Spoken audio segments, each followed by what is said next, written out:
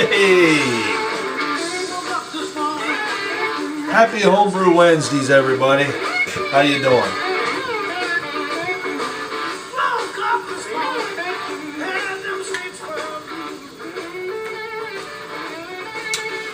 Drinking on one of my Two Dogs Licking. This is a staple here at Little Fish Brewing.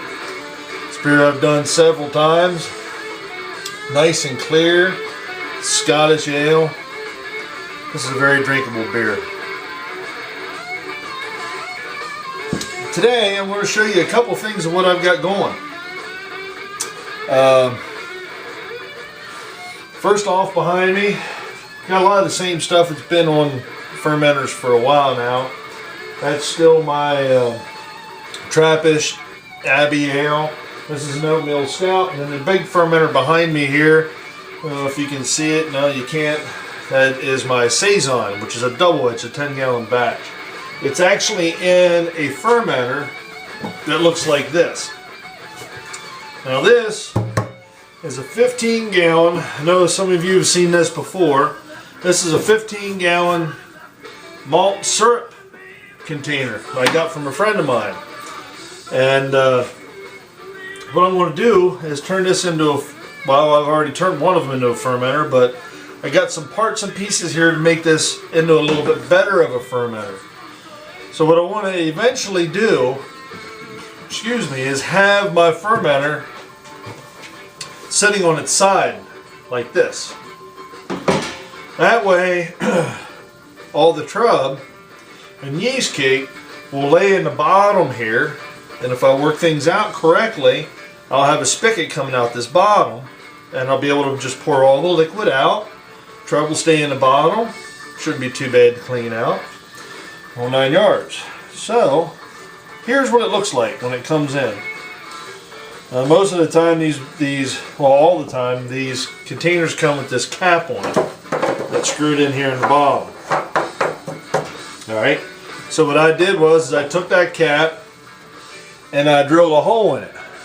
Wah, wah. There we go. There's a hole in there. Now these caps are already threaded for the spigots that they use out there at the homebrew stores. So what I did was I bought a 3/4 by 2.5 black pipe threaded, a big ball valve, and cut the top of this off, a nipple for on the end.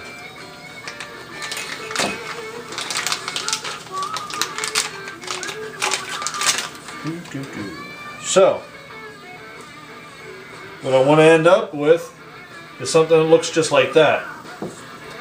And then this screws in to the cap, screws in tight. I'll put pipe tape on here, and then this screws onto the drum. You screw that in tight.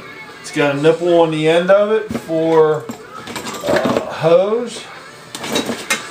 We'll just say that this is the hose. It's not, but it's not the right size, but I'll have to get some other hose. Then I can actually just put the hose on there. Oh, I had some bigger hose than that.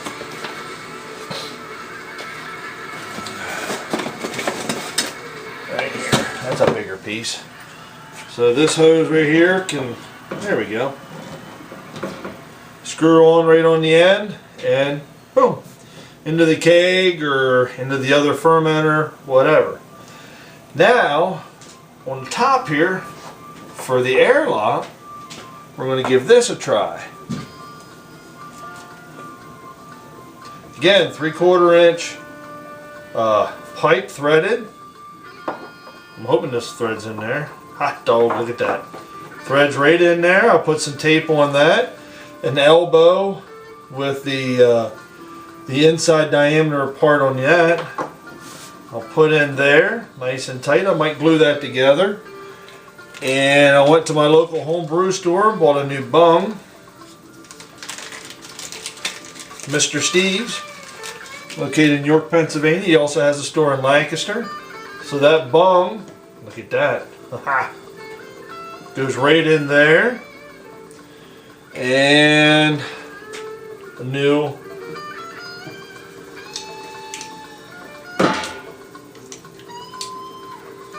airlock. Now look at that. That right there, hopefully you can see that from the front. Airlock and spigot. Pretty cool, huh?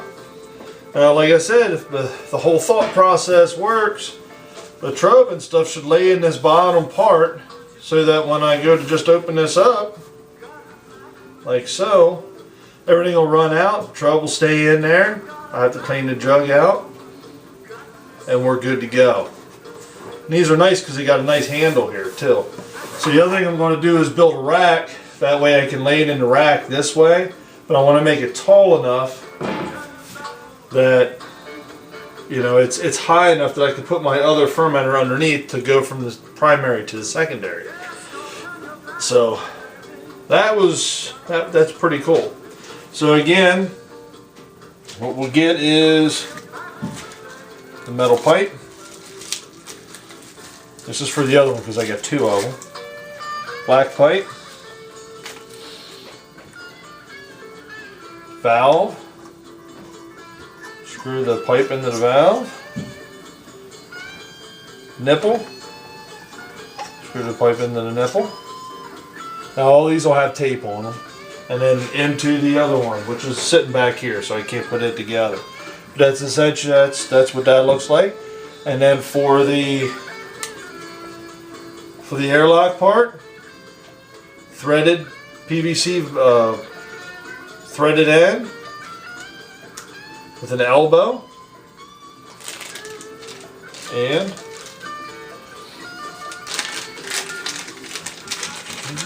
baby and a bung.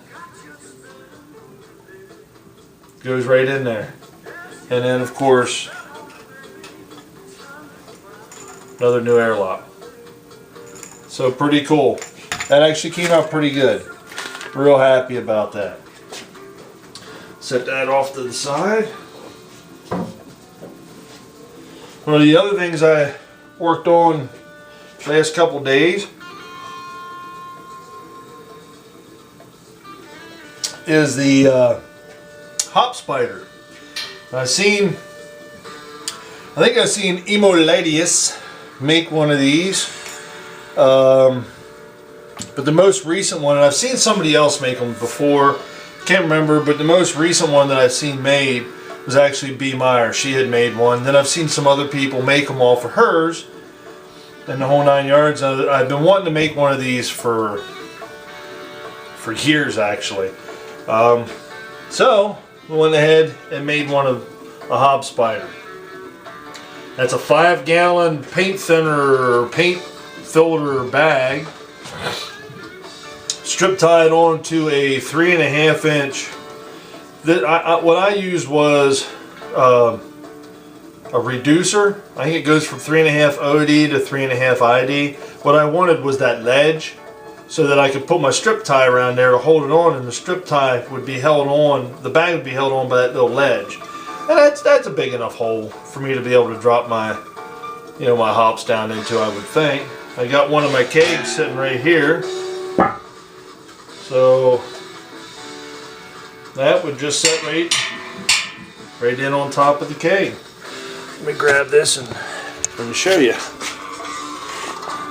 There we go.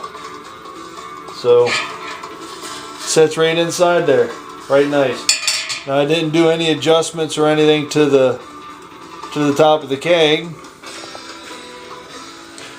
because I want to use it for I want to be able to use it for these big kegs, but if I have a smaller pot like I have outside, I don't want to have it just down to one size. I could probably lop these off and still be safe to use on my other pots, which I'll take measurements just to make sure, and then maybe if it just fits in here, then we'll be good. But the one thing that worries me about this, and I've seen B. Meyer when she had hers got all warped from the heat. So Got the hop spider. Got the new fermenters, the 15-gallon or 10-gallon fermenters. And here's another little thing that I do is, and I've been using these for a while. These are actually the smaller paint filter bags, whatever you want to call them. They're way cheaper than going out and buying hop bags. So save yourself a couple bucks and pick yourself up. Just they come in 2-packs or 3-packs. A couple of these. What I do is I dump my hops down in there, and then if I'm using pellet hops or leaf hop or whatever, and typically all I do is tie a loose knot in the top and right in the pot, just like that. Now I tie it as a loose knot because I tied it as a tight knot one time, and I had a hell of a time getting the knot undone. So tie it as a loose knot. That way you can get that knot undone. Voila! And reuse your bag time and time and time again. So there you have it. This is SJ Pour and my Homebrew Wednesday video. Enjoy the fruits of your labor, folks. Brew beer. Cheers.